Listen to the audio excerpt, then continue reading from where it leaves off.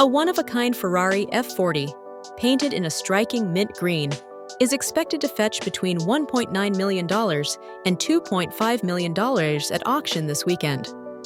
Originally delivered in Rosso Corsa, this F40, chassis number 88538, has a rich history, including ownership by the former president of the German Ferrari Club.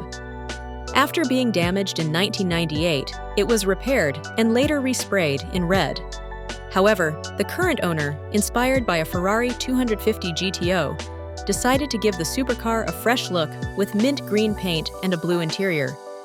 Ferrari, typically opposed to modifications, has embraced this unique F40, even licensing scale models by amalgam. The car retains its original engine and gearbox, with around 19,300 miles on the odometer.